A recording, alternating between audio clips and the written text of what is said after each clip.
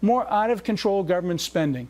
The National Republican Congressional Committee recently compiled a list detailing more than $42 billion worth of wasteful spending and costly regulations.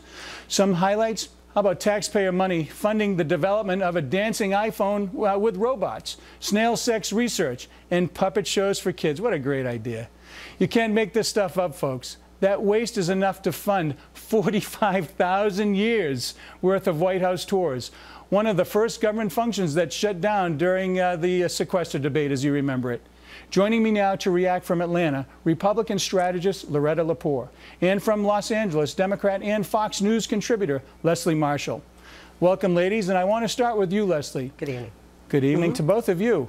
Listen, when are the president and the leaders on both sides, the Senate and the House, going to get the wasteful spending out of control and not provide items like this to us, where most Americans just kind of shake their heads? Because if you take that $42 million, that they're talking about, that's one half of the sequester amount that they're arguing now. So what do we do? What's your feeling on that? Well, one thing that you know, Senator, is the voters spoke very loud and clear in November, and the polls show that even prior to the election, they do want both the left and the right, Democrats and Republicans, to work together. When we see snails having sex research, and there are a lot of snails were in my house last night, wasn't looking if they were having sex, but in the past, we've had $700 toilet seats, we've had bridges to nowhere, and just a couple of months ago, your party, with all due respect, Senator, wants to have a national park where George W. Bush's birthplace was, which maybe is a good thing to do at some time, but not with unemployment and the economy the way it is. As you know, the problem is not reducing spending. That's agreed on both sides. It's where, how, and how much. And one of the problems consistently is if we don't agree, left and right, and I as a Democrat do believe that we need to and can save so much money by closing tax loopholes on the rich and on corporations, rather than picking on Medicare when we have, as of last year, 10,000 people a day becoming seniors for the next 19 years because of the baby boom. Let me just jump in. We don't go after grandma before going after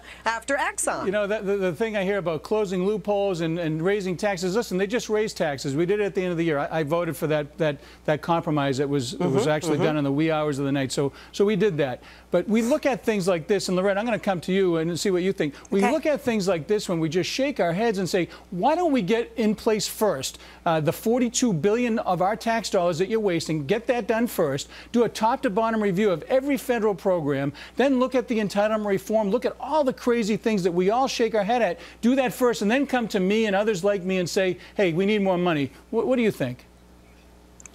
Well, good evening, first of all. Good evening to you. Yes, I agree with you. I mean, I think we need to go back and look at the fundamentals of government. What is government's fundamental role in our society, and what services should government be funding? And we've gotten so out of whack with what our needs are. I mean, I think, you know, as a conservative, I believe in limited government, and I think, you know, we have to look at national security, making sure the economy is stable, providing for those in our society who can't provide for themselves right now, and looking at those major infrastructure programs that transcend jurisdictional boundaries. Beyond that, everything is up for discussion. I mean, everything is in question as to whether the government, the federal government in particular, has a role to play there. And we need to start thinking about reducing those programs. I mean, the sequester went into effect, but let's be real, those weren't cuts necessarily. Those were reductions in growth. And while it wasn't the best way, it wasn't the operative way to go about balancing or fixing the budget or addressing the deficit, it certainly was a start, because politically we know, given the political rancor in Washington right now, there was no other way we were going to achieve even that modicum of balance. Well, listen, thank you, ladies, for that. I just want to turn to another controversial story right now. Yesterday, as we all know, Easter Sunday was celebrated, and the president attended a sermon at the St. John's Episcopal Church in Washington, D.C., where the pastor said, and I quote, "It drives me crazy when the captains of the religious right are always calling people back, for blacks to be in the back of the bus, for women to be in the back of the kitchen, and for gays to be in the closet, and for immigrants to be on their side of the border." Today, White House spokesman Jay Carney was asked about those comments and said this. He is not a politician. This is not a senator or a member of Congress or the president. This was a sermon at a church here that's been visited by presidents of both parties for many, many years. And I think you know, I don't have anything more on it for you. I haven't talked to the president about it. Leslie, I'm going to start with you again since we're alternating here. Listen, I got to tell you, I find that kind of rhetoric not helpful at all to the discussion. Here we are, we're in the middle of an immigration debate, number one, where I think the people are working in good faith. I know for a fact they are.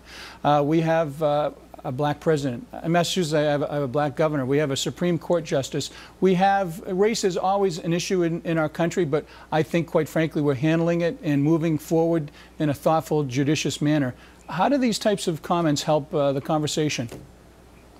Well, with all due respect, I think it's easy for those of us, the three of us here tonight, who aren't African American, to make statements like that. But this is a church that both parties have been to. This is a pastor who has done invocations for both the current Democratic president and the former George W. Bush Republican president. I personally can't stand any kind of politics being preached from any pulpit in any religious institution. Having said that, this man does have a First Amendment right to say it, whether you like it from the pulpit or not. But let's look at what he said. Although I do think the back of the bus statement could be offensive, and I am a white woman saying that, when we look at voting rights, African Americans, you know, are feeling oppressed. I hear that on my radio show, and you can hear and see that throughout our country. Let's look at gay rights.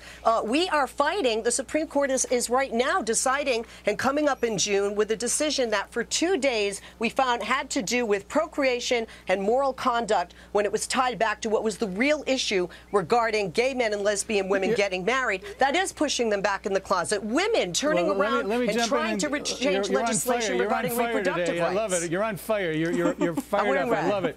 Loretta, let me get you to comment and fire back on that. Well, I actually think that the pastor's comments were unfortunate. I don't think that any type of incendiary commentary like that really does much to advance the public discourse.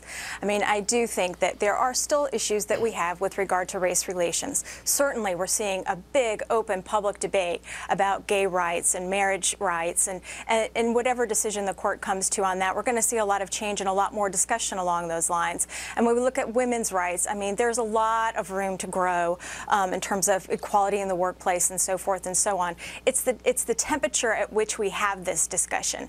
And I think that when we're doing it from a pulpit, I do agree with Leslie. You know, I mean, you know, on Easter Sunday, the holiest of all, you know, Christian holidays, it was just not appropriate. And obviously the president didn't probably walk in there anticipating that was going to be, you know, the sermon of the day. So I can't really hold him at fault for that. Well, but I think we need to move forward and advance the dialogue in a new day and a new life. Well, thank you both very, very much. It was great to have you on, and we'll see you again soon. Next on the rundown is